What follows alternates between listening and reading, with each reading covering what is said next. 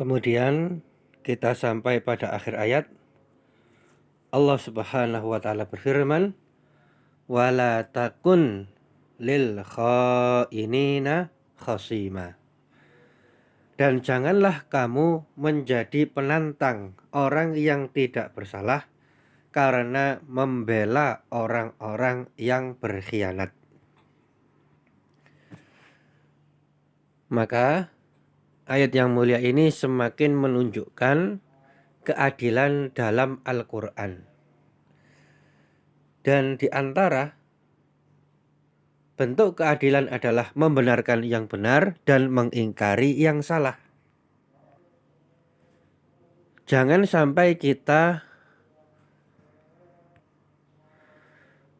berbuat zalim, yaitu dengan cara membela orang-orang yang berkhianat. Meskipun orang yang bersalah, orang yang berkhianat itu keluarga sendiri, atau tetangga sendiri, atau bahkan sesama muslim sendiri. Oleh karena itu, tugas seorang hakim itu berat. Dia dituntut untuk berbuat adil di setiap perkara yang dia putuskan. Dan ketika dia menemukan entah keluarganya sendiri, orang dekatnya, atau bahkan sesama muslim yang berbuat salah, maka tidak boleh dibela dalam kesalahannya, tidak boleh membela orang zalim dalam kezalimannya, tidak boleh menjadi penolong terhadap orang-orang yang berkhianat. Karena kalau dua pihak yang bersengketa, yang salah satunya itu berbuat zalim, yang satunya tidak berbuat zalim, yang satunya dalam pihak yang benar dalam persengketaan itu. Maka kalau kita membela orang yang berbuat zalim, otomatis kita akan menyusuhi orang-orang yang benar tadi. Maka jangan sampai kita membela orang-orang yang berkhianat. Meskipun orang yang berkhianat itu saudara sendiri, tetangga sendiri, bahkan sesama muslim sendiri. Dan yang namanya orang muslim itu kan bermacam-macam. Ada orang-orang muslim yang taat kepada Allah Subhanahu wa taala dan Rasulnya Shallallahu alaihi wasallam. Dan ada seorang muslim yang imannya lemah, yang mana dia berbuat maksiat, bahkan melakukan sengketa dengan orang lain. Bahkan juga ada orang-orang munafik yang mengaku-ngaku sebagai orang Islam kemudian membuat perkara dengan orang-orang kafir.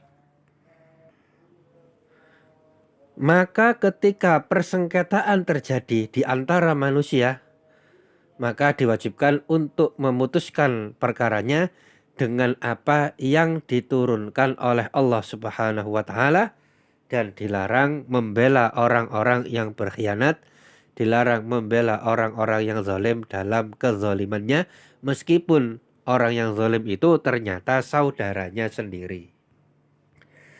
Dan apabila seseorang sudah tahu bahwa saudaranya berbuat zalim, tapi kok masih dibela dalam kezalimannya, maka hal itu adalah perbuatan terlarang, bahkan termasuk tolong-menolong dalam perbuatan dosa. Sebagaimana firman Allah Subhanahu wa taala dalam surat Al-Maidah ayat yang kedua. Ayatnya panjang, kita baca sebagian saja sebelum terakhir itu yang kami beri tanda. Allah Subhanahu wa taala berfirman, "Wa ta'awanu 'alal birri wat taqwa wa la ta'awanu 'alal ismi wal 'udwan." Dan tolong menolonglah kamu dalam mengerjakan kebaikan dan takwa. Dan janganlah engkau tolong menolong, janganlah kalian tolong menolong dalam perbuatan dosa dan pelanggaran. Nah, maka jangan sampai kita menolong orang-orang zalim dalam kezalimannya. Dan kalau saudara kita berbuat kesalahan, itu tetap ditolong, tapi bukan ditolong dalam kezalimannya, tapi dengan cara mencegahnya, sebagaimana disebutkan dalam hadis Rasulullah Shallallahu Alaihi Wasallam, hadis riwayat Bukhari nomor 6952. Rasulullah Shallallahu Alaihi Wasallam bersabda, unsur akhaka zaliman au mazluman. Tolonglah saudaramu, baik ketika dia berbuat zalim ataupun ketika dizalimi. Maka ada seseorang yang berkata, wahai Rasulullah, aku menolong saudaraku apabila dia dalam keadaan dizalimi. Akan tetapi wahai Rasulullah, kalau dia yang berbuat zalim, maka bagaimana cara menolongnya? Bagaimana aku menolongnya sedangkan dia berbuat zalim? Maka kata Rasulullah Sallallahu Alaihi Wasallam, tahjuzuhu au tamna'uhu minaz-zulmi fa inna zalika nasruhu. Cara menolongnya adalah engkau menghalanginya dari perbuatan zalim tersebut. Engkau halangi dia, engkau cegah dia dari perbuatan zalim tersebut, dan itu adalah bentuk pertolongan untuknya. Jadi kalau seseorang berbuat zalim kok dibiarkan saja, maka itu sama saja membiarkan dia menuju siksa Allah Subhanahu wa taala. Kalau kita tolong dia, maka kita semakin menjerumuskan dia dan diri kita dalam hukuman Allah Subhanahu wa taala. Maka cara menolongnya adalah dengan mencegahnya. Itulah pertolongan sesungguhnya, karena menjauhkan orang tersebut dari murka Allah Subhanahu wa taala. Maka menolong yang terlarang adalah menolong dalam kezaliman.